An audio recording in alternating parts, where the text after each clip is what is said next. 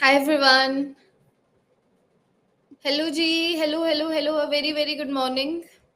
Please confirm I'm clearly audible and visible.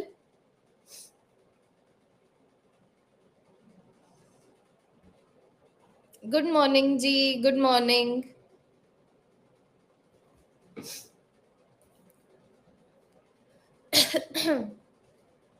बढ़िया दिखाई दे रही हूँ, सुनाई दे रही हूँ।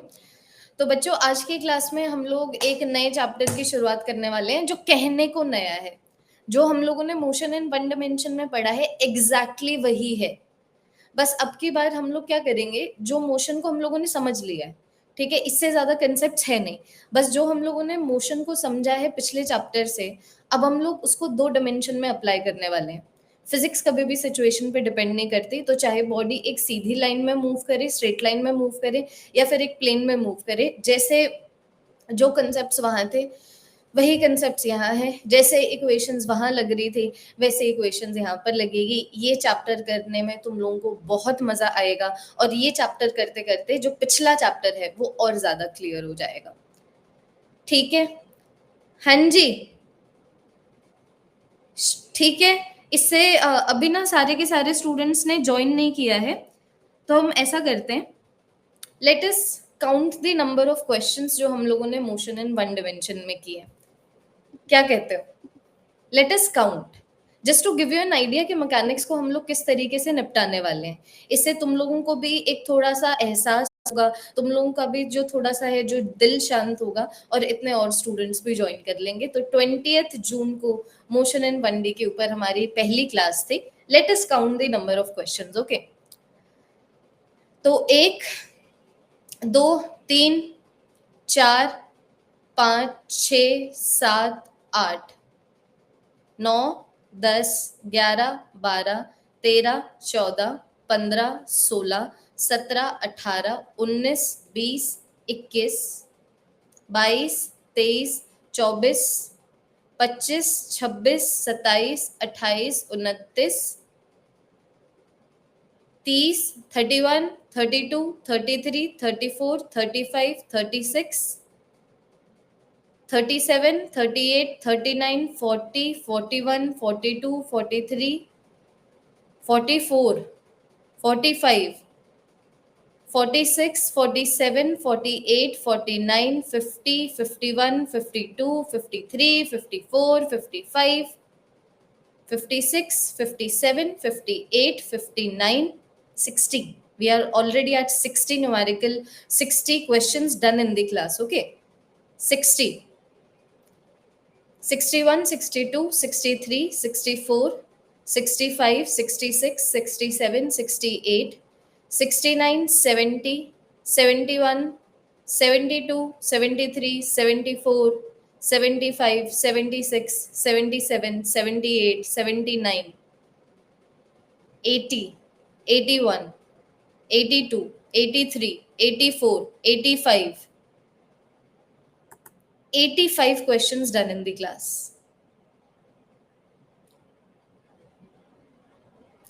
85 questions done in the class. बूंद बूंद से सागर बनता है, ये मैं तुम लोगों को बता रही हूँ। 85 क्वेश्चंस अगर हम लोग एक ही क्लास में करेंगे तो बहुत ज्यादा लगेगा। 85 क्वेश्चंस हम लोगों ने इस तरीके से 7 क्लासेस में किए हैं, तो इतने ज्यादा नहीं लग रहे। बट देखो, 80 क्वेश्चंस एक बहुत बड़ा काउंट है। इससे मैं बच्चों तुम लोगों को ना थोड़ा सा अब यहाँ पर मोटिवेट करना चाहती हूँ। I know this is the starting of your NEET preparation में भी, अभी तुम लोगों को इतनी मोटिवेशन की जरूरत नहीं होगी, but this is the reason हम सारे टीचर्स तुम्हें बोलते हैं जल्दी से जल्दी अपनी प्रिपरेशन शुरू करो।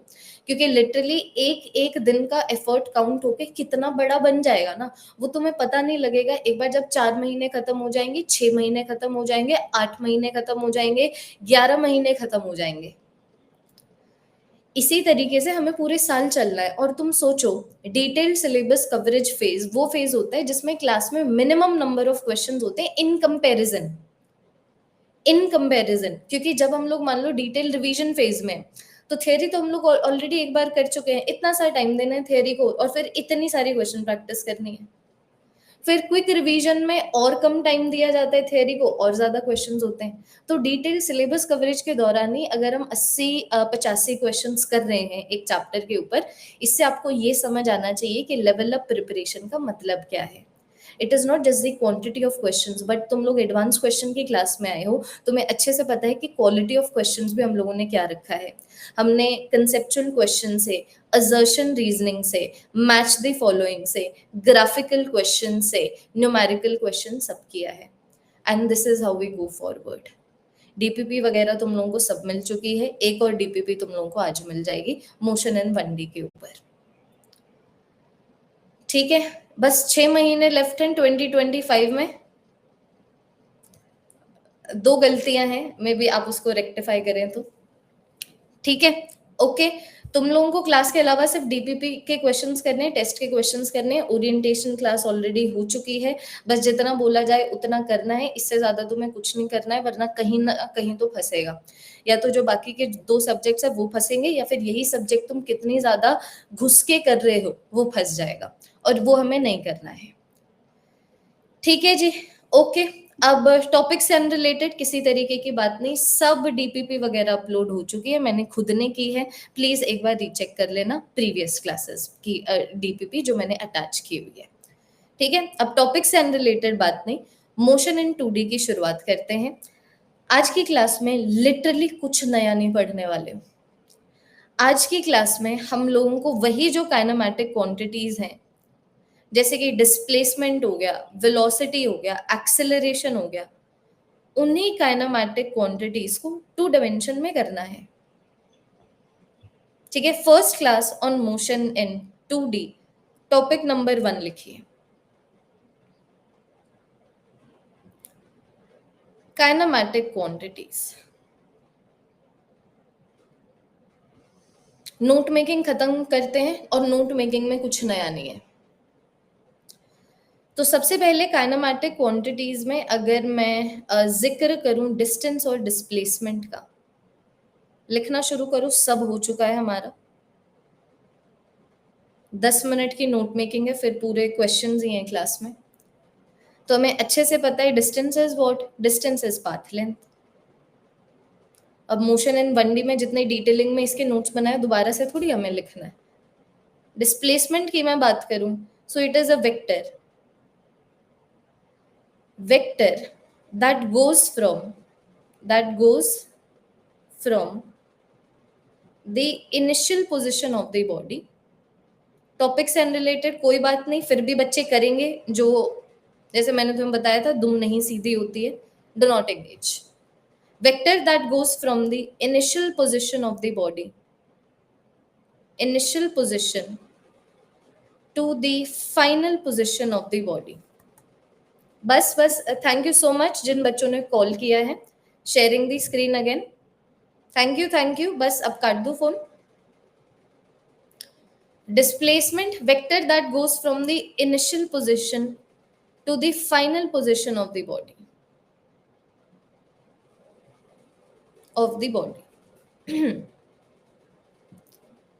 ठीक है।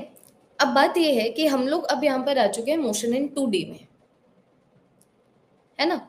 तो इसका मतलब जो डिस्प्लेसमेंट है, वेलोसिटी है, एक्सेलरेशन है, एक्स एक्सिस के अलोंग भी होगा, वाई एक्सिस के अलोंग भी होगा। तो अगर मान लो मैं तुम्हें बोलती हूँ कि भाई जो डिस्प्लेसमेंट है, ठीक है, डिस्प्लेसमेंट जो है एक्स, मान लो मैंने तुम्हें बोल दिया ए के मैग्नीट्यूड का है एक्स एक्सिस में, बी के मैग्नीट्यूड का है वाई एक्सिस में। तो अब ये बताने में तुम लोगों को बिल्कुल भी दिक्कत नहीं होनी चाहिए, because vectors we have done कि तो डिस्प्लेसमेंट का मैग्नीट्यूड कैसे निकलेगा, under root of A square plus B square करके। Make sense? हाँ जी, मेक सेंस ना, सब हो चुका है। अब बस लिखेंगे, नोट मेकिंग कंप्लीट करेंगे जो मोशन इन 2D में बनती है इन काइनेमैटिक क्वांटिटीज के बारे में। इन काइनेमैटिक क्वांटिटीज के बारे में एक चीज नई नहीं सीखोगे तुम लोग इस चैप्टर में, बाकी पता ही है हमें इसकी डायरेक्शन का, है ना, इसकी डायरेक्शन का एंड एवरीथिंग। तो ये क्या है, एक वेक्टर क्वांटिटी है, इसका मतलब इसका मैग्नीट्यूड भी होता है और इसकी डायरेक्शन भी होती है। लिख लीजिए।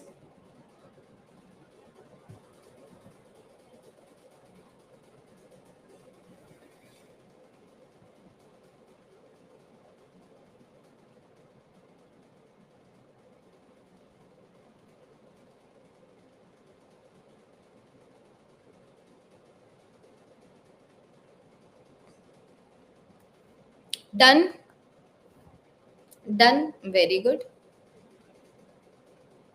अब नीचे आ जाएगा स्पीड।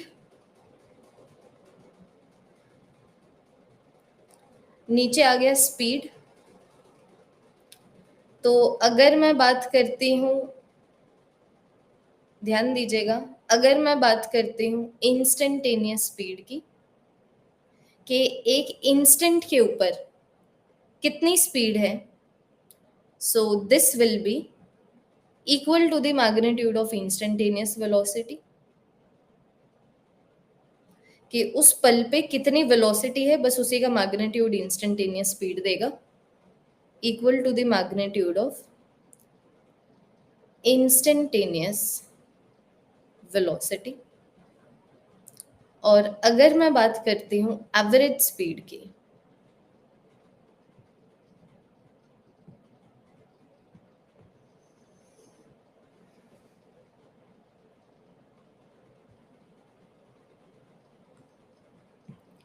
जब मैं बात करती हूँ एवरेज स्पीड की, तो वो मेरे पास आ जाता है कितना डिस्टेंस कवर हुआ है टी टाइम में, उस जिस भी टाइम इंटरवल के लिए हम लोग निकाल रहे हैं, divided by T time.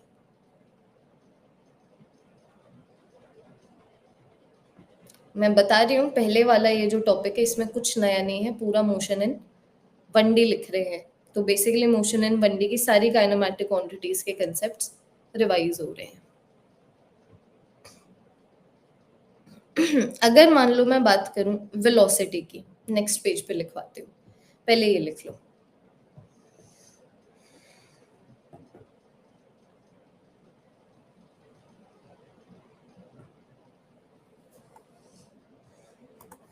Done, okay okay okay. अब बात करते हैं वेलोसिटी की। वेलोसिटी की, ठीक है। तो दोबारा से अगर मैं बात करती हूँ इंस्टेंटेनियस वेलोसिटी की,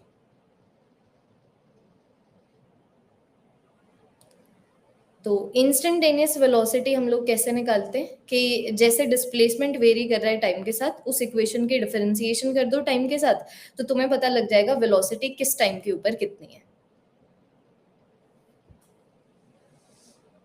तो मान लो फॉर एग्जांपल,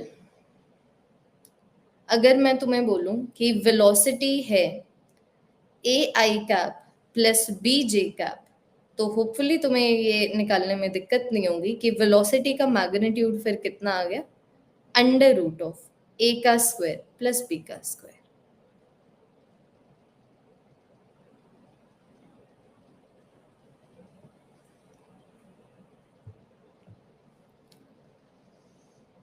वैसे ही अगर मैं एवरेज वेलोसिटी की बात करूं कि कितना एवरेज वेलोसिटी एक पर्टिकुलर टाइम इंटरवल में, तो वो तुम लोग कैसे निकालोगे, velocity for a time interval, तुम देखोगे कितना डिस्प्लेसमेंट हुआ है उस टाइम इंटरवल में, divided by the time of that time interval.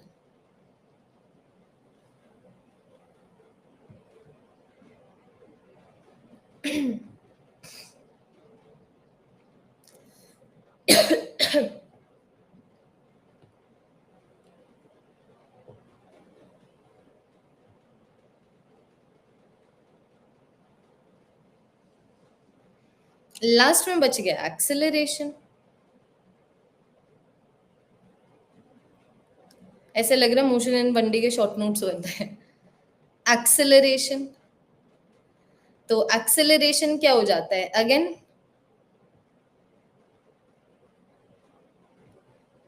अगर मैं बात करती हूँ इंस्टेंटेनियस एक्सेलरेशन की, एक इंस्टेंट पे कितना एक्सेलरेशन है अगर तुम्हें वो निकालना है, तो वेलोसिटी कैसे टाइम पे डिपेंड कर रही है उस इक्वेशन की या तो डिफरेंशिएशन कर दो टाइम के साथ, या फिर वेलोसिटी कैसे पोजीशन पे डिपेंड कर रही है मल्टीप्लाइड बाय डिफरेंशिएशन कर दो वेलोसिटी कैसे पोजीशन पे डिपेंड कर रही है पोजीशन के साथ। एवरेज एक्सेलरेशन क्या आ जाता है, किसी भी टाइम के लिए एवरेज एक्सेलरेशन आ जाएगा what is the change in the velocity, velocity कितनी चेंज हुई है उस पर्टिकुलर टाइम इंटरवल में divided by the time of that time interval, divided by the time of that time interval. Nothing that we haven't already done and solved 85 questions on.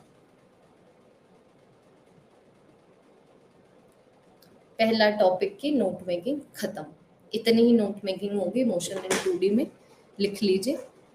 और again यहाँ पर भी लिख सकते हो, एग्जाम्पल मान लो अगर मैं तुम्हें बोलूँ कि भाई एक्सेलरेशन ना P I cap plus Q J cap है, तो इसका मतलब अगर तुम्हें एक्सेलरेशन का मैग्नीट्यूड निकालना है तो आप, this is vectors knowledge, under root of P का स्क्वायर प्लस क्यू का स्क्वायर।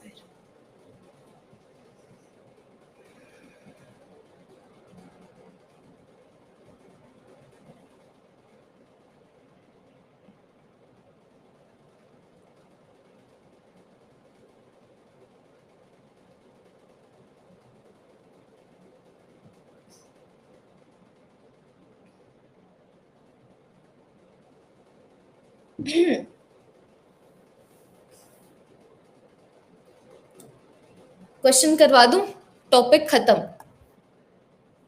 कुछ नया बताया मैंने, ये पहला टॉपिक है और ये पहला टॉपिक तुम्हारा 30% ऑफ द चैप्टर है। अब देखना इस पे कितने क्वेश्चंस बनते हैं, यहाँ पर अच्छे क्वेश्चंस बनेंगे डिस्टेंस डिस्प्लेसमेंट के, जैसे मैं तुम लोगों को पिछले चैप्टर में बता रही थी। तो आ जाओ क्वेश्चन की लड़ी शुरू करते हैं। सारे के सारे बच्चों का ध्यान अब स्क्रीन के ऊपर लिख लो, अगर अभी तक किसी बच्चे ने नहीं लिखा है तो गिविंग यू 1 more minute।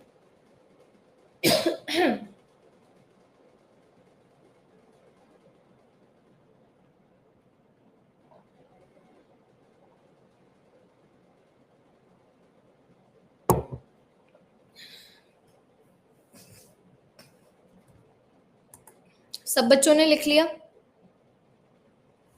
ठीक है, अब बिल्कुल ध्यान देना, क्वेश्चन शुरू हो चुके हैं। क्वेश्चन करते वक्त आपको नोट नहीं करना है बिल्कुल भी, सारा का सारा ध्यान सिर्फ और सिर्फ सुनने और समझने पे।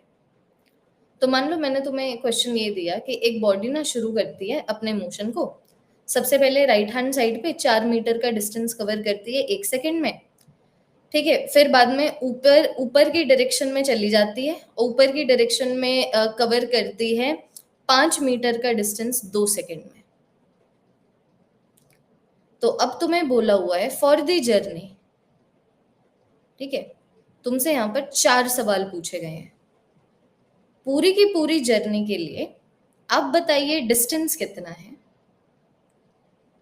3 सवाल, चलो डिस्टेंस कितना है, तुमसे पूछा हुआ है डिस्प्लेसमेंट कितना है, और तुमसे पूछा हुआ है एवरेज वेलोसिटी पूरी की पूरी जर्नी के लिए कितनी है।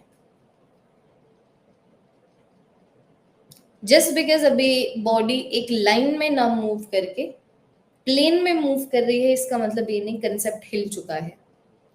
तो डिस्टेंस की बात करें तो डिस्टेंस होता है बॉडी ने कितना पाथ मूव किया है। तो तुम देखो ना, पहले 4 मीटर का पाथ मूव किया, फिर 5 मीटर का पाथ मूव किया, किस डायरेक्शन में किया, कैसे किया, हमें कोई मतलब ही नहीं है। डिस्टेंस बस होता है पाथ कितना मूव किया, तो पाथ कितना मूव किया, 9 मीटर। अगर मान लो मैं यहाँ पर बात करती हूँ डिस्प्लेसमेंट की, तो डिस्प्लेसमेंट वो वेक्टर है, ये देखो बॉडी का ये इनिशियल पोजीशन था या इनिशियल पॉइंट था, बॉडी का ये फाइनल पोजीशन या फिर फाइनल पॉइंट है। डिस्प्लेसमेंट वो वेक्टर है जो इनिशियल पॉइंट से लेके फाइनल पॉइंट तक जाता है, तो ये है आपका डिस्प्लेसमेंट। तो तुम देख ही पा रहे होगे, अगर मैं डिस्प्लेसमेंट की बात करूं तो 4 के मैग्नीट्यूड का है एक्स एक्सिस में, 5 के मैग्नीट्यूड का है वाई एक्सिस में। राइट एंगल ट्राइंगल ऑलरेडी बन रहा है, अगर ये 4 है ये 5 है तो ये अंडर रूट ऑफ 4 का स्क्वायर प्लस 5 का स्क्वायर आ गया, पाइथागोरस। तो मेरे पास यहाँ पर डिस्प्लेसमेंट का मैग्नीट्यूड कितना बना, अंडर रूट ऑफ 4 का स्क्वायर प्लस 5 का स्क्वायर, जो मेरे पास आ गया अंडर रूट ऑफ 16 प्लस 25, जो मुझे दे देता है अंडर रूट ऑफ 41 मीटर।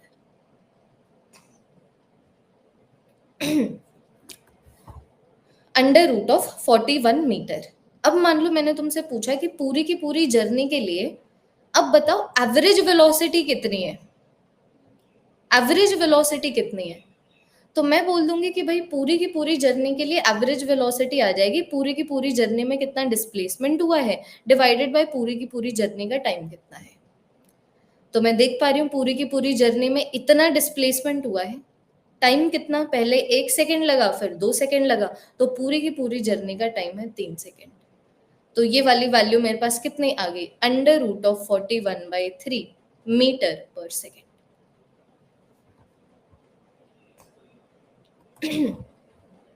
कुछ नया नहीं है, extreme basics of vectors, motion in 1D का बच्चा है मोशन इन 2D, दोनों को समझते हो, ये समझना आए नामुमकिन। इसीलिए जब प्रोजेक्टाइल मोशन आएगा, मैं हर साल ये बच्चों को बोलती हूँ, जो बच्चे पहली बार मुझसे प्रोजेक्टाइल मोशन पढ़ेंगे तुम देखना, अगर तुम लोगों को कोई भी इक्वेशन याद करने को आ जाए,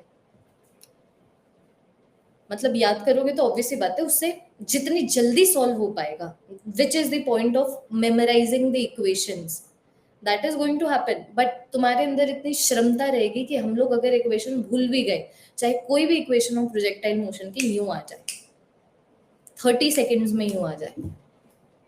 सो मोशन इन 1D के बेसिक्स, वेक्टर्स के बेसिक्स इज द चैप्टर।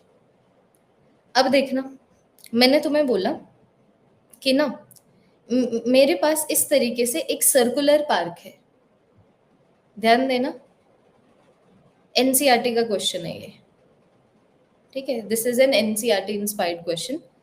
तो सर्कुलर पार्क है, अब एक इंसान क्या करता है ना, इसके सेंटर से चलना शुरू करता है, ध्यान देना बच्चों, वो चलना कैसे शुरू करेगा, सबसे पहले वो इस तरीके से रेडियस कवर कर रहा है,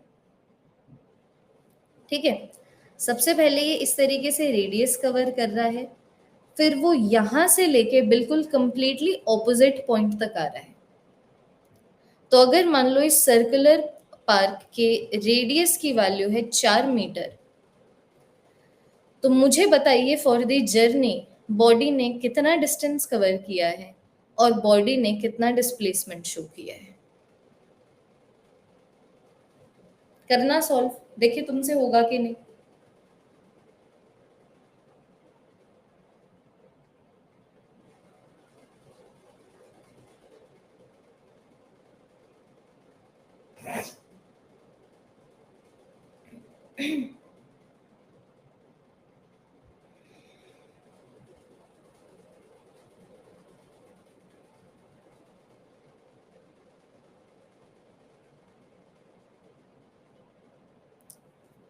हाँ जी, एनसीईआरटी इंस्पायर्ड क्वेश्चन देख लेते हैं।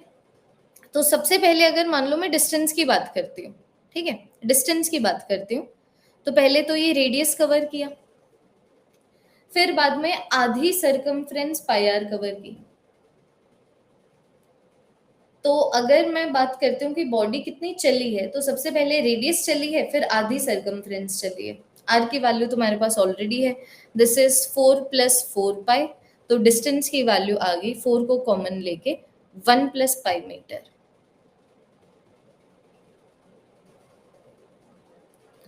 और जब मैं बात करती हूँ यहाँ पर डिस्प्लेसमेंट की, कि बॉडी कितना खिसकी है, तो तुम देखो ना बॉडी का इनिशियल पॉइंट क्या था, ये है बॉडी का इनिशियल पॉइंट, ये है बॉडी का फाइनल पॉइंट।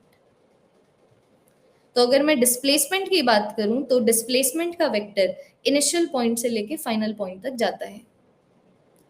तो डिस्प्लेसमेंट की का मैग्नीट्यूड है रेडियस का, डायरेक्शन है नेगेटिव आई कैप। तो ये मेरे पास क्या हो गया, ये मेरे पास आ गया नेगेटिव r आई कैप, ये मेरे पास आ गया negative 4 I cap metre.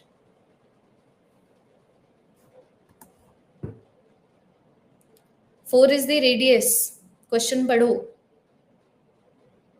Question की टाइम लिखो मत ताकि ऐसे क्वेश्चंस ना आए। ठीक है, नेक्स्ट क्वेश्चन के ऊपर अब की बार देखना। अब की बार तुम्हें बोला हुआ है एक हिंज्ड व्हील है, ध्यान दीजिएगा, this is a hinged wheel. Hinged wheel का मतलब जैसे अभी अगर तुम्हारे सर के ऊपर पंखा है ना, तो ये पंखा जिस सेंट्रल एक्सिस के अबाउट घूम रहा है वो एक्सिस फिक्स्ड है, उसको हिंज्ड बोलते हैं कि इसी एक्सिस के अबाउट जो पंखा है घूमते जा रहा है। तो एक हिंज्ड व्हील है, मतलब जिस पॉइंट के अबाउट ये घूमेगा, जो ये मैंने डॉट बनाया है, इस पॉइंट के अबाउट ऐसे घूमता ही रहेगा व्हील, ऐसे नहीं जा सकता ये व्हील, ना ऐसे जा सकता है, ना ऐसे जा सकता है, ना ऐसे जा सकता है, इसी पॉइंट के अबाउट घूमता रहेगा। ठीक है, तो ये है मेरे पास एक हिंज्ड व्हील। अब देखो तुमसे, तुम्हें क्या बोला हुआ है, तुम्हें बोला हुआ है कि अगर मान लो दिस इज पॉइंट पी, ठीक है, मान लो अगर दिस इज पॉइंट पी, और ये जो हिंज्ड व्हील है, दोबारा से सुन लेना जो बच्चे क्लास में ध्यान नहीं दे रहे हैं, अगर इसके रेडियस की वैल्यू है 2 मीटर, ठीक है, तो तुमसे पूछा हुआ है after half the revolution, after half the revolution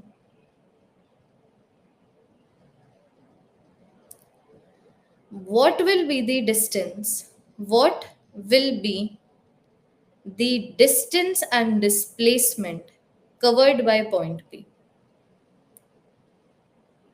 What will be the distance and displacement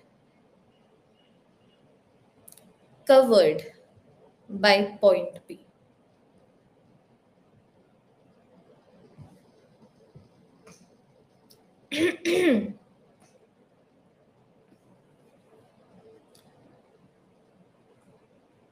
ये पॉइंट इसका बिल्कुल फिक्स्ड है, that is the meaning of a hinged wheel. तो आधे रिवोल्यूशन के बाद, आधे रोटेशन के बाद डिस्टेंस और डिस्प्लेसमेंट पी पॉइंट ने कितना कवर किया है?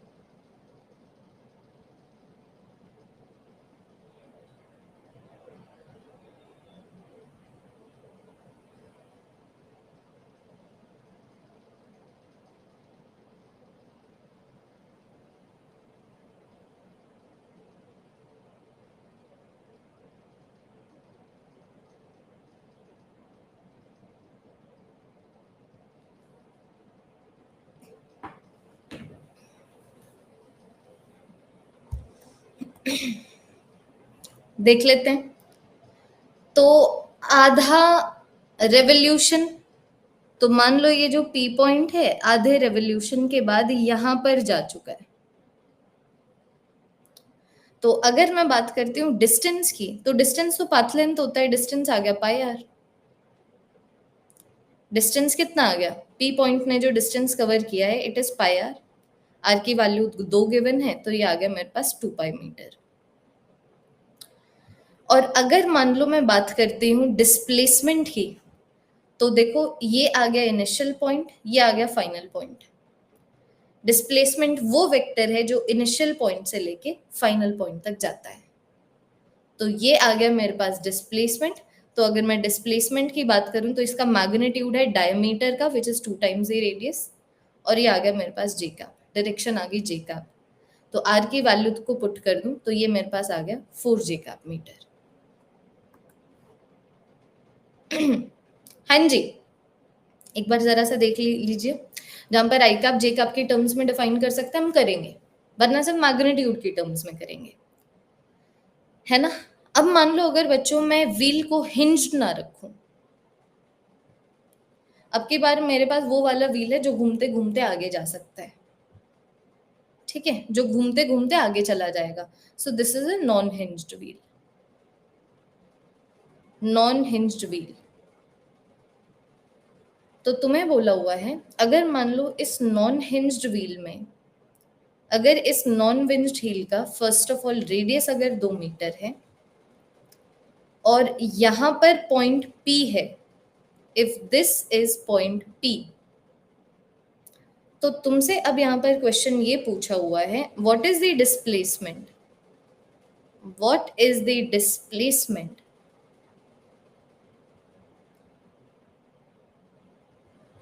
shown by point P? Shown by point P after half the revolution या फिर after half the rotation by the wheel, कि जब तक यहाँ पर ये जो व्हील है आधा रोटेशन कंप्लीट करता है और आगे बढ़ता है, तब तक ये जो पॉइंट पी है इसने कितना डिस्प्लेसमेंट कवर किया है, ये क्वेश्चन है. Now this is a very good question, क्योंकि यहाँ पर तुम लोगों को थोड़ा सा दिमाग लगाना पड़ेगा. तुम देखो ये मेरे पास पॉइंट पी है, अब तुम समझना, ठीक है? मैं पहले तुम लोगों को ये चीज ना रफ में बना के बताती हूँ. Let us do this in rough. तो ये मान लो यहाँ पर मेरे पास ये व्हील था, पॉइंट पी तुम्हें दिख ही रहा है, ठीक है? अब बच्चों ये थोड़ा सा घूमा, ये देखो ये थोड़ा सा घूमा, अभी आधा रेवोल्यूशन खत्म नहीं हुआ है. फिर ये बच्चों थोड़ा सा और घूमा, ठीक है? फिर बच्चों ये थोड़ा सा और घूमा, ठीक है? और फिर बाद में थोड़ा सा और घूमा, और अब मैं बोल दूंगी कि अब आधा रेवोल्यूशन कंप्लीट हो चुका है. मानते हो? मानते हो? फटाफट से देखिए, मानते हो ना? ये है ना आधा रेवोल्यूशन. तो जब मैं बात करती हूँ डिस्प्लेसमेंट की, अगर मुझे डिस्प्लेसमेंट निकालना है तो मैं जाऊंगी पी पॉइंट की इनिशियल पोजीशन से पी पॉइंट की फाइनल पोजीशन तक. This is the displacement.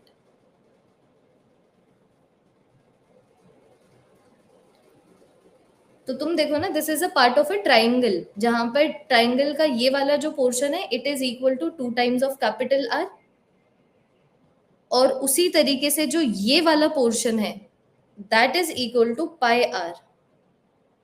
आधी सरकमफ्रेंस कवर होगी ना, ये जो पूरी की पूरी जो सरकमफ्रेंस थी वही तो यहाँ पर बिछी है. कि अगर मान लो ये, तुम देखो ना पॉइंट पी यहां से लेके यहां तक आया, ठीक है? तब तक ये वाला पोर्शन पीछे गया, तो ये पूरी की पूरी लेंथ ही तो है जो यहाँ पर बिछी है. तो डिस्प्लेसमेंट क्या मैं बोल सकती हूँ कि जो डिस्प्लेसमेंट है उसका उसका पाई आर का मैग्नीट्यूड है एक्स एक्सिस में, और 2r का मैग्नीट्यूड है वाई एक्सिस में. r की वैल्यू तुम्हारे पास दो गिवन है. तो डिस्प्लेसमेंट की बात करूं it is 2 pi I cap plus 4 J cap. तो अगर मैं बात करती हूँ डिस्प्लेसमेंट की, तो इसका मैग्नीट्यूड कितना आ गया? Under root of, let us see, under root of 2 pi का स्क्वायर प्लस 4 का स्क्वायर. तो ये मेरे पास आ गया 2 अंडर रूट ऑफ पाई का स्क्वायर प्लस 4. देखो this is under root of 4 pi का स्क्वायर प्लस 16. 4 को अगर मैं कॉमन ले लूं तो वो मेरे पास आ गया पाई स्क्वायर प्लस 4. 4 का अंडर रूट 2 होता है, तो फाइनली ये आंसर आ गया.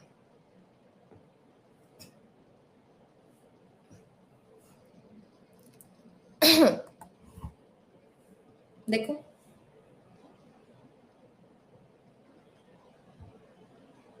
कोई एक्सप्लेन नहीं करेगा, जिस भी बच्चे ने बोला है पाई आर किस तरीके से आया है, it has been explained.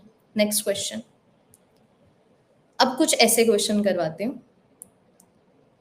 A body moves, a body moves, ध्यान देना हम नेक्स्ट क्वेश्चन पे. So a body moves 4 metre east,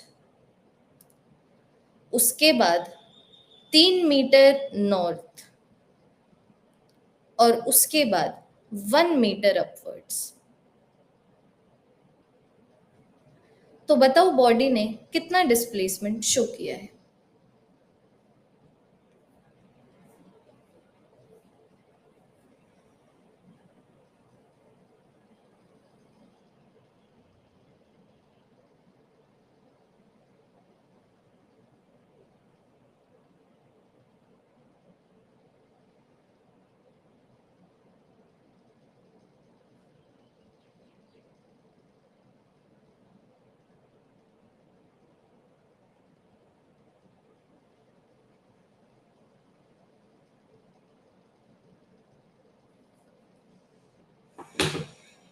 हाँ जी, इसको कन्वर्ट करो रेक्टेंगुलर कंपोनेंट्स वाली इक्वेशन में, वो इजी रहेगा।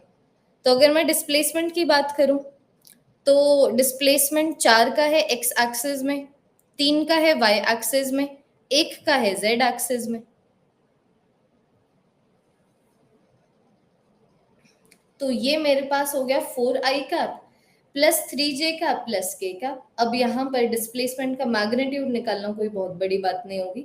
ये मेरे पास आ गया अंडर रूट ऑफ 4 का स्क्वायर प्लस 3 का स्क्वायर प्लस 1 का square, which gives me under root of 26 metre as the answer.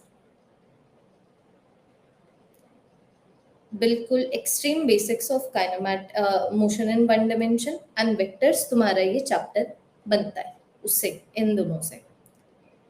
ठीक है, अब यहाँ पर देखना, अब कुछ ऐसे क्वेश्चन कराती हूँ जो इसी तरीके के होंगे, लेकिन जहां तुम्हें डायग्राम बनाना पड़ेगा। तो मैं तुम्हें बोल रही हूँ a body moves 6 metre east, a body moves 6 meter east, then 4 meter, then 4 meter 30 degree north to east। अब बताओ बॉडी ने कितना डिस्प्लेसमेंट कवर किया है। ठीक है, तो अब यहां पर तुम्हें डायग्राम बनाना पड़ेगा, क्योंकि what is 30 degree north to east. तो डायग्राम बना दो, ओरिजिन से शुरू कर दो। ओरिजिन से शुरू कर दूं तो सबसे पहले बॉडी ने 6 मीटर ईस्ट में मूव किया है, तो ये मैंने इस तरीके से 6 मीटर ईस्ट में उसको मूव करवा दिया। मैग्नीट्यूड लिखो, सिर्फ डायरेक्शन तो तुम लोग एरो से बता ही रहे हो। फिर ये मूव कर रहा है 4 मीटर, लेकिन ये 4 मीटर कैसे मूव कर रहा है, ईस्ट में नहीं मूव कर रहा। ये बोल रहा है ईस्ट से 30 डिग्री नॉर्थ जाओ। तो तुम देखो ना, ये ईस्ट है, ये नॉर्थ है, तो 4 मीटर ईस्ट नहीं जाना है, ईस्ट से 30 डिग्री नॉर्थ चले जाओ और फिर 4 मीटर मूव करो। तो ये ऐसे 4 मीटर मूव किए हैं जहां पर हम ईस्ट में नहीं जा रहे, ईस्ट से 30 डिग्री नॉर्थ की तरफ जा रहे हैं। Again not something we are doing for the first time. Just 1 second.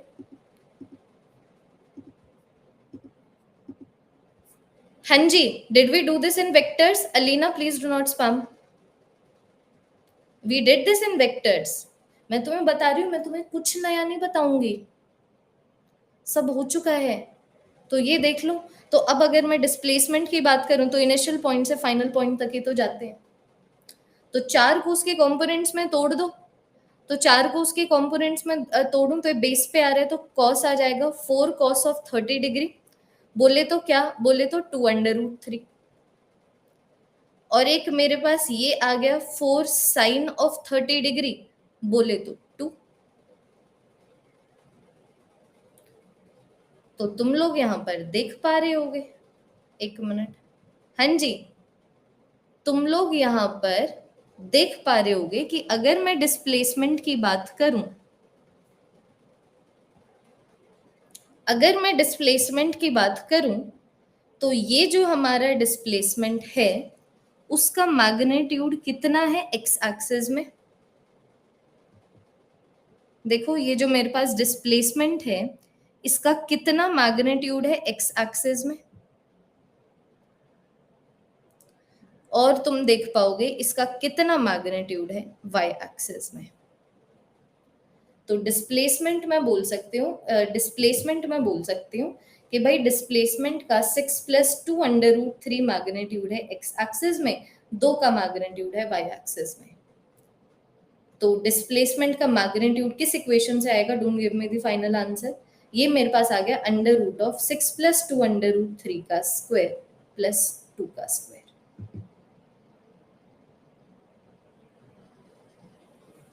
Vectors नहीं आते हैं, बिल्कुल नहीं समझ आएगा, वेक्टर्स हो चुके हैं और वेक्टर्स बहुत अच्छे लेवल पे हुए हैं। ये तो फिर भी वेक्टर्स के एक्सट्रीम बेसिक्स हैं कि वेक्टर का रेक्टेंगुलर कंपोनेंट किस तरीके से निकाला जाता है।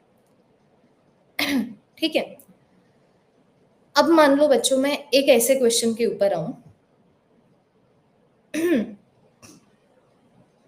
Let me increase the diversity of the question. ठीक है, तो मैंने तुम्हें बोला कि भाई बॉडी जो डिस्प्लेसमेंट कवर कर रही है ना टाइम के साथ, वो कुछ ऐसे है। It is 2t² I cap plus t³ J cap. अब मैंने तुमसे पूछ लिया कि भैया बताओ बॉडी की velocity time is equal to 1 second पे कितनी है। अब देखो मैं ना तुम लोगों को एक हैक बताती हूँ। This is not a hack but this is a way of question solving that will reduce the silly mistakes that you do exponentially. तुम देख पा रहे हो अब हम मोशन इन 2D में आ गए। इसका मतलब अब की बार हम जैसे क्वेश्चन सॉल्व कर रहे थे मोशन इन 1D के, अब उसको हर क्वेश्चन में 2 बार करना है। तो एक्स एक्सिस वाई एक्सिस को हमेशा सेपरेटली कर लो, और यही कलर कोडिंग से मैंने पिछली साल भी करवाया था, इसी कलर कोडिंग से मैंने उससे पिछली साल भी करवाया था। एक्स एक्सिस को मैं पिंक में डिनोट करूंगी, वाई एक्सिस को मैं आगे जब तक ये चैप्टर नहीं खत्म होता ब्लू में डिनोट करूंगी। बट मैं ये बोलना चाहती हूँ एक्स एक्सिस और वाई एक्सिस के लिए सेपरेटली सॉल्व कीजिए। यही वो ट्रिक है जिससे मैं इतने कॉन्फिडेंस से बोल पा रही हूँ कि तुम्हें प्रोजेक्टाइल मोशन का एक फॉर्मूला याद रखने की जरूरत नहीं पड़ेगी in order to solve a question. तो अगर मैं सेपरेटली स्टडी करूं, तो अगर मान लो मुझे वेलोसिटी 1 सेकेंड पे बतानी है, तो मैं पहले ये तो देखूं वेलोसिटी 1 सेकेंड पे एक्स एक्सिस पे कितनी है, वाई एक्सिस पे कितनी है। तो सबसे पहले मैंने सोचा एक्स एक्सिस उठाती हूँ। तो वेलोसिटी एक्स एक्सिस में निकालने के लिए मुझे डिफरेंशिएशन करना पड़ेगा 2t² का टाइम के साथ। तो वेलोसिटी एक्स एक्सिस में आ गई 4t। इसका मतलब जिस टाइम पे मैं निकालना चाहती हूँ 1 सेकेंड पे, वेलोसिटी एक्स एक्सिस में कितनी है, 4 मीटर पर सेकेंड। फिर वाई एक्सिस देख लो, तो वाई एक्सिस में डिस्प्लेसमेंट ऐसे वेरी कर रहा है, तो वाई एक्सिस में वेलोसिटी कैसे वेरी करेगी वो निकालने के लिए मुझे इसका डिफरेंशिएशन करना पड़ेगा टाइम के साथ। ये मेरे पास आ गया 3t²।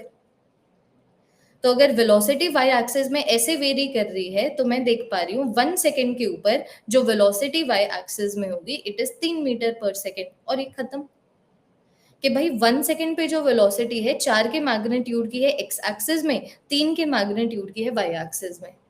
तो इस वेलोसिटी का मैग्नीट्यूड कितना हो गया, √4 का स्क्वायर प्लस 3 का square, which gives me 5 metre पर second as the answer. Always solve for y-axis and x-axis separately. It is going to reduce your silly mistakes exponentially. Silly mistakes बिल्कुल reduce हो जाएंगी अगर आप ऐसे सॉल्व करोगे तो। अब देखना अब मान लो मैंने तुम्हें बोला कि भाई जो डिस्प्लेसमेंट है ना बॉडी का वो ऐसे वेरी कर रहा है, t³ आई कैप, t³ आई कैप प्लस 1/4 t की पावर 4 जे कैप। बताओ अब ये तुम सॉल्व करोगे, एक्सेलरेशन की वैल्यू 2 सेकेंड में बताओ कितनी है।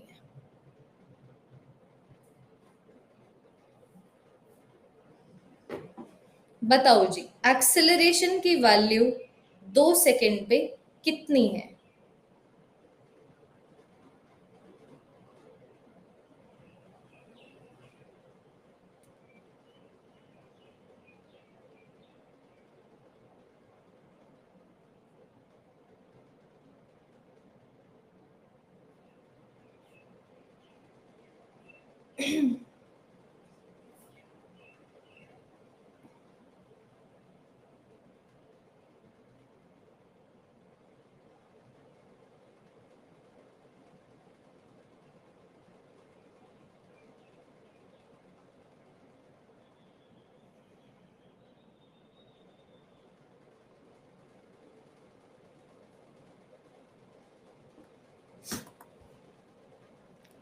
(12√2). चलो देख लेते हैं। तो एक्स एक्सिस वाई एक्सिस के लिए मैं अलग अलग सॉल्व करूंगी। सबसे पहले मैं उठा लेती हूँ अपने एक्स एक्सिस को पिंक में। तो वेलोसिटी एक्स एक्सिस में कैसे वेरी कर रही है वो निकालने के लिए मुझे इसका डिस्प्लेसमेंट कैसे टाइम के साथ वेरी कर रहा है एक्स एक्सिस में, उस इक्वेशन की डिफरेंशिएशन करनी पड़ेगी। ये मेरे पास कितना आ गया, ये मेरे पास आ गया 3t²। फिर एक्सेलरेशन एक्स एक्सिस में कैसे वेरी कर रहा है वो देखने के लिए मुझे ये निकालना पड़ेगा कि भाई वेलोसिटी जैसे एक्स एक्सिस में वेरी कर रही है उस इक्वेशन की डिफरेंशिएशन क्या होगी टाइम के साथ। तो ये मेरे पास आ गया 60। तो तुम्हारे पास आ गया ना एक्सेलरेशन की वैल्यू जो एक्स एक्सिस में 2 सेकंड के ऊपर है, इट इज 6 मल्टीप्लाइड बाई 2, मतलब 12 मीटर पर सेकंड स्क्वायर। तो ये मेरे पास आ गया 12 आई कैप। अब वाई एक्सिस के लिए सॉल्व कर दो। तो वाई एक्सिस में वेलोसिटी कैसे वेरी कर रही है टाइम के साथ, उसके वो इक्वेशन निकालने के लिए डिस्प्लेसमेंट कैसे वेरी कर रहा है वाई एक्सिस में टाइम के साथ, उसकी डिफरेंशिएशन कर दो टाइम के साथ। तो ये मेरे पास आ गया टी का क्यूब। फिर एक्सेलरेशन वाई एक्सिस में कैसे वेरी करेगा, उसके लिए मुझे एक और बार टाइम के साथ डिफरेंशिएशन करनी पड़ेगी। ये मेरे पास आ गया 3t²। अब एक्सेलरेशन की वैल्यू वाई एक्सिस में time is equal to 2 second पर निकाल लो, इट इज 3 मल्टीप्लाइड बाई 2 का स्क्वायर, बोले तो 12 मीटर पर सेकेंड स्क्वायर। ये भी 12 आ गया क्या, 12 जे कैप। तो अब अगर आप मुझसे रेक्टेंगुलर कंपोनेंट्स पूछते हैं, दिस इज द आंसर। लेकिन अगर आप मुझसे एक्सेलरेशन का मैग्नीट्यूड पूछते हैं, it is under root of 12 का स्क्वायर प्लस 12 का square, which gives me 12 under root 2 metre पर second square as the answer. हाँ जी, दिक्कत इस तरीके के क्वेश्चंस में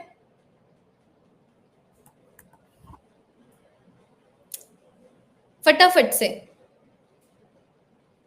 मैं तुम्हें बता रही हूँ, basics of vectors, basics of 1D, that knowledge is enough कि तुम लोगों को इस चैप्टर का सब कुछ समझ आए। अब ना कुछ पीवाई क्यूज उठाने दो मुझे। ठीक है, रुको।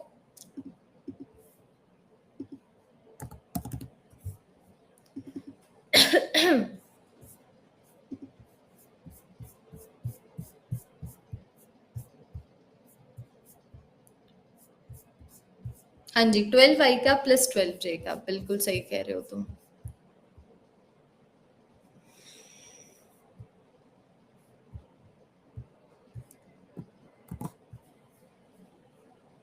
वेलोसिटी नहीं पूछी गई है उज्जवल, क्वेश्चन क्लास में ध्यान दिया करो। टी क्यूब का क्या करना है तुम्हें?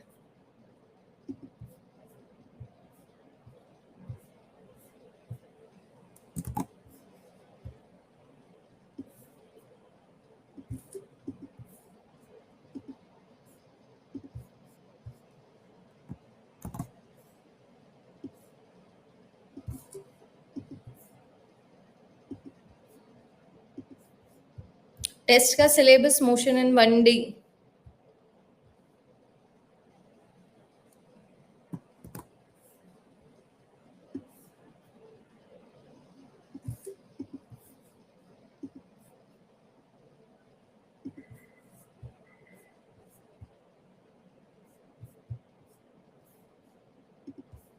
शांति से बैठो अभी 2-3 minute.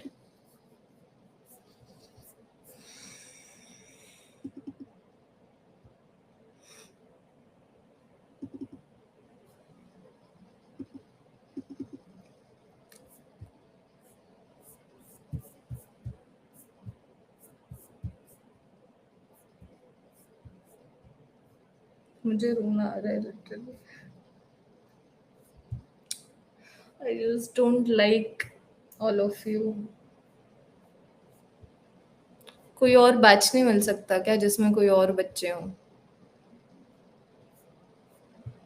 I can't do this. I don't want to teach all of you. I really really can't do this.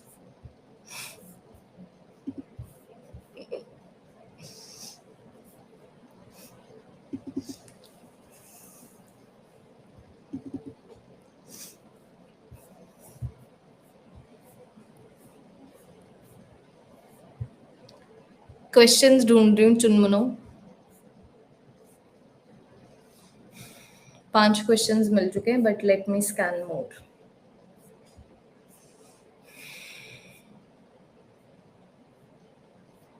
अरे मजाक कर रही हूँ भाई, कितने सीरियस बच्चे हैं यहाँ पे।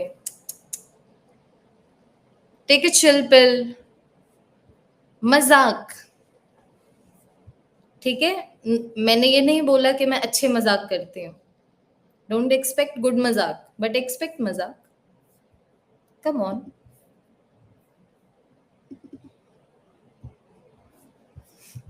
हर्ष कह रहे cry me like a river.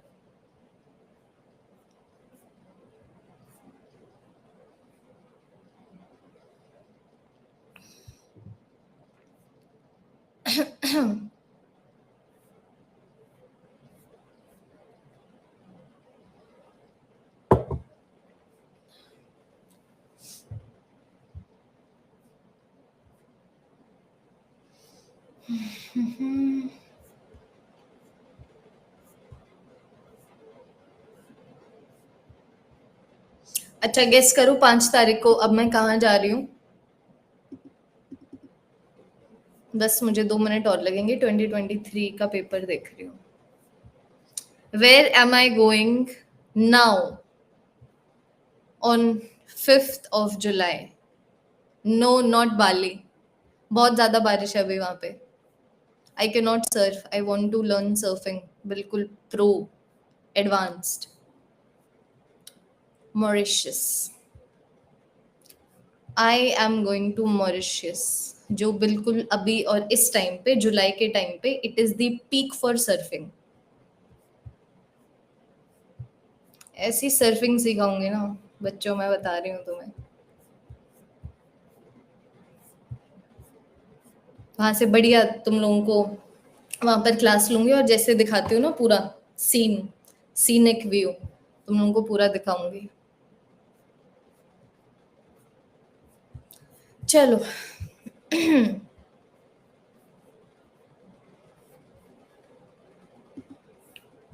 Mauritius. MAURITIOUS.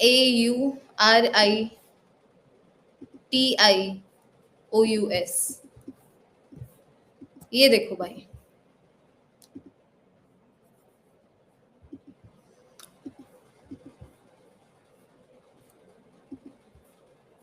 एक मिनट. साथ ले चलो. नहीं अभी तुम नीट के लिए प्रिपेयर करो. अभी तुम्हारा कश्ती वाला फेज है. वो कश्ती वाला फेज आप पहले अपना पूरा कीजिए. मजे वाला फेज बाद में आएगा.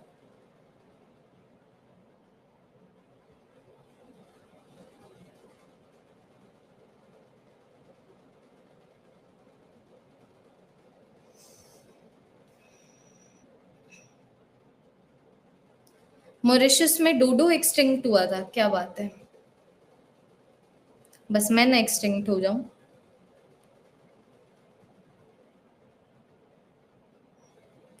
बस इसकी दुआ करना.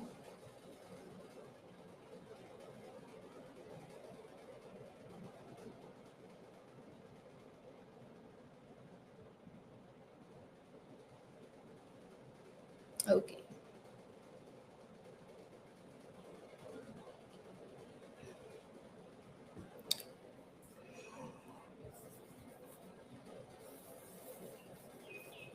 ओके बच्चों. Let me know if the screen is visible to all of you और नॉट. क्लास होती रहेगी. क्लास का कोई सीन नहीं है. क्लास के लिए जगह थोड़ी चाहिए. नेट ही तो चाहिए. और अब तो तुम्हारी टीचर ने सीख भी लिया है कैसे सोल्यूशन निकालते हैं पिछली ट्रिप से. हाँ जी. Screen visible. ठीक है. आ जाओ. तो जैसे मैंने तुम्हें बोला एक्स एक्सिस वाई एक्सिस को हमेशा सेपरेट रखो. फिर तुम्हें पता लगेगा मोशन इन 1D का ही क्वेश्चन है. जैसे कि ये क्वेश्चन देखना. तुम्हें बोला हुआ है तुम्हें बोला हुआ है एक्स और वाई कोऑर्डिनेट एक पार्टिकल के कुछ इस तरीके से वेरी कर रहे हैं. तो फिर ये बताइए कि एक्सेलरेशन 2 सेकंड के ऊपर कितना होगा. Come on.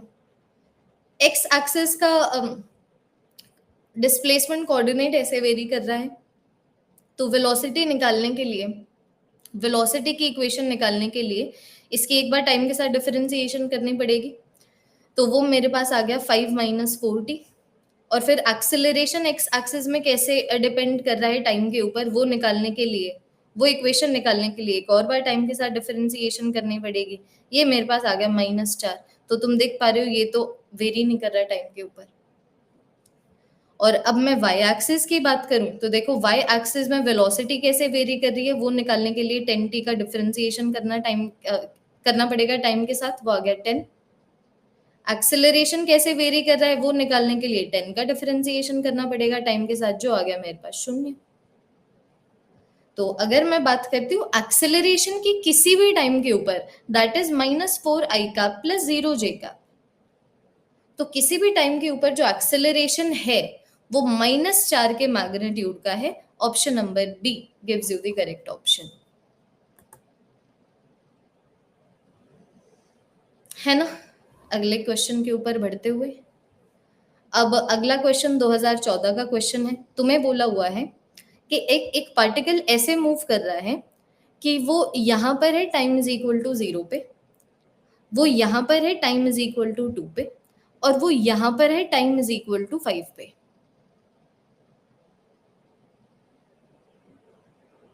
ठीक है, तो तुमसे पूछा हुआ है कि 0 से लेके 5 सेकेंड के लिए एवरेज वेलोसिटी के रेक्टेंगुलर कंपोनेंट्स बताओ।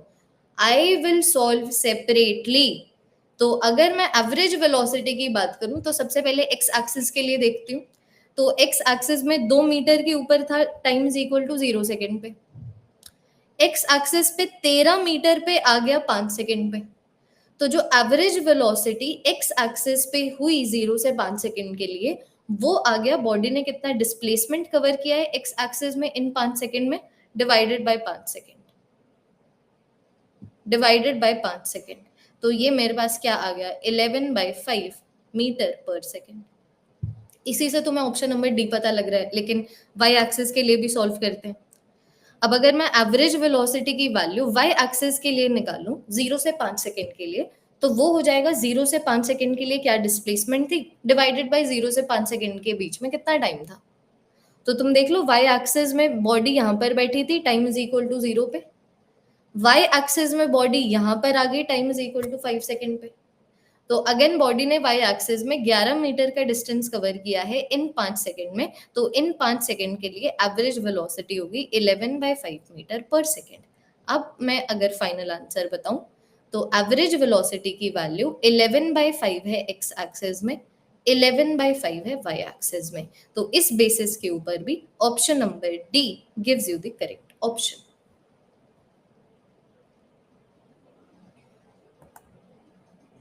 Basics of vectors and motion in 1D। अगले क्वेश्चन के ऊपर मैं चलूं तो ये देखना, तुम्हें बोला हुआ है एक बॉडी 30 मीटर ईस्ट मूव कर रही थी, 10 सेकेंड के बाद उसकी वेलोसिटी 40 मीटर पर सेकेंड नॉर्थ की डायरेक्शन में हो गई। So what is the average acceleration. तो तुम समझ रहे हो, अगर मान लो मैं डायग्राम बनाऊं तो बॉडी पहले इस तरीके से मूव कर रही थी ईस्ट की डायरेक्शन में 30 मीटर पर सेकेंड से, 10 सेकेंड के बाद वो नॉर्थ की डायरेक्शन में 40 मीटर पर सेकेंड से मूव करने लग गई। ये पूरी की सारी चीजें 10 सेकेंड में हुई है। तो इस 10 सेकेंड के लिए एवरेज एक्सेलरेशन पूछा हुआ है, तो डिफाइन कर दो एवरेज एक्सेलरेशन क्या होगा। एवरेज एक्सेलरेशन इन 10 सेकेंड के लिए हो जाएगा कि इन 10 सेकेंड में वेलोसिटी में कितना चेंज आया है, डिवाइडेड बाय इन 10 सेकेंड का टाइम। तो मुझे चेंज इन वेलोसिटी की तो निकालनी है ना, तो चेंज हमेशा फाइनल माइनस इनिशियल होता है। तो चेंज इन वेलोसिटी हो गया final velocity minus initial velocity. Final velocity देख लो 40 के मैग्नीट्यूड की वाई एक्सिस में, इनिशियल वेलोसिटी देख लो 30 के मैग्नीट्यूड की एक्स एक्सिस में। तो अगर चेंज इन वेलोसिटी के रेक्टेंगुलर कंपोनेंट्स ये हैं, तो चेंज इन वेलोसिटी का मैग्नीट्यूड निकालने में आपको किसी भी प्रकार की कोई भी दिक्कत नहीं आनी चाहिए। तो तुम देख पा रहे हो कि इन 10 सेकेंड में वेलोसिटी में चेंज आ रहा है 50 मीटर पर सेकेंड का। तो इन 10 सेकेंड के लिए एवरेज एक्सेलरेशन हो गया 5 मीटर पर सेकेंड स्क्वायर।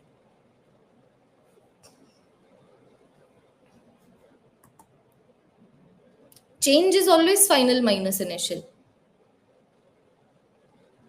तो तुम खुद देख पा रहे हो कि जो फाइनल वेलोसिटी है 40 के मैग्नीट्यूड की वाई एक्सिस में, जो इनिशियल वेलोसिटी है 30 के मैग्नीट्यूड की एक्स एक्सिस में। तो जब मेरे पास चेंज इन वेलोसिटी के रेक्टेंगुलर कंपोनेंट्स आ गए, मेरे पास किसी भी वेक्टर या चेंज इन वेक्टर के रेक्टेंगुलर कंपोनेंट्स आ जाते हैं, तो मैग्नीट्यूड निकालना कोई बहुत बड़ी बात नहीं होती। पूरी क्लास हो गई रेक्टेंगुलर कंपोनेंट से मैग्नीट्यूड निकालते हुए। ठीक है, अब ये क्वेश्चन देखना,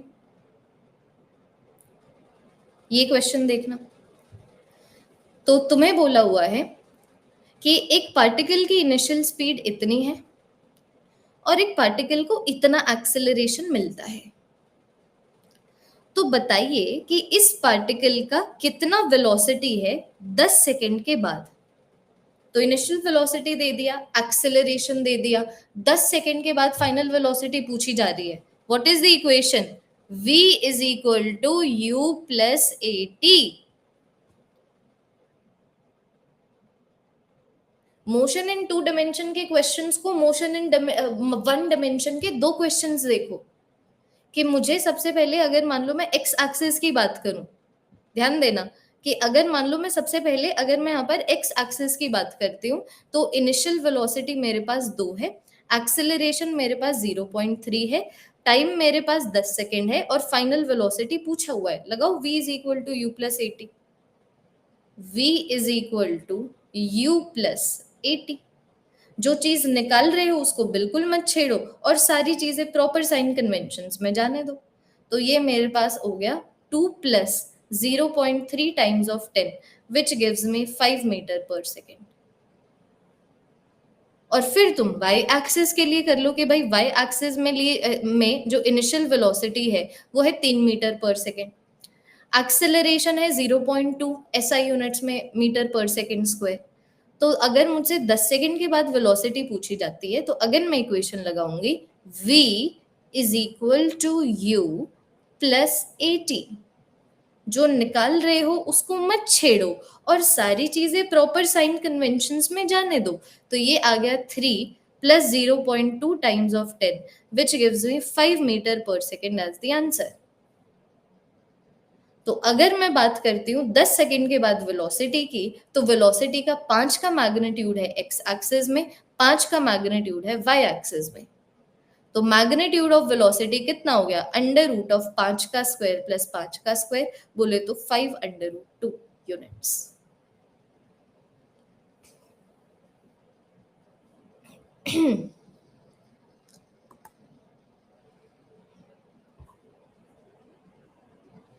देखो नेक्स्ट, अब ये तुम निकालो एक repetition but with the help of another question. करो इसको सॉल्व।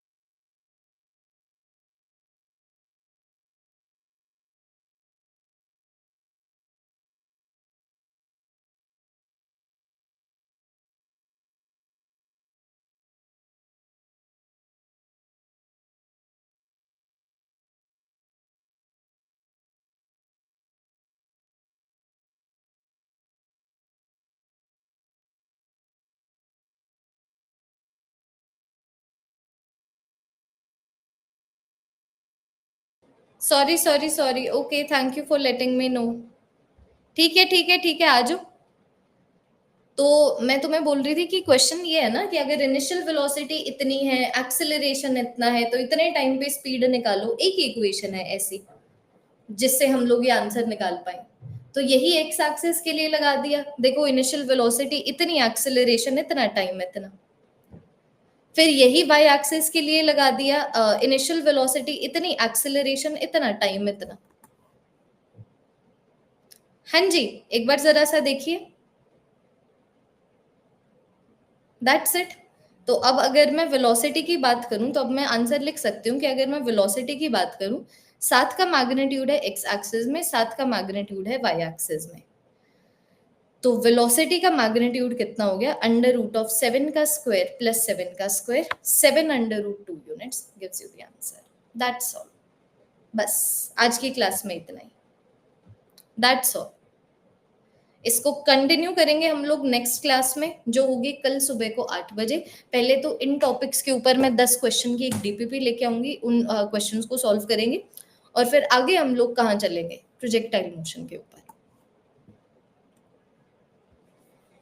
ठीक है, okay, that is all everyone. कल की क्लास का पीडीएफ भी अपलोड कर देती हूँ, ये वाली क्लास का भी कर देती हूँ, और मोशन इन वन डायमेंशन के ऊपर एक और डीपीपी मैंने बनवाई है, वो भी तुम लोगों से शेयर कर देती हूँ। ठीक है, okay everyone, thank you so much, take care बच्चों, take care, bye bye. Class पसंद आई हो तो लाइक करना। Good bye, good bye.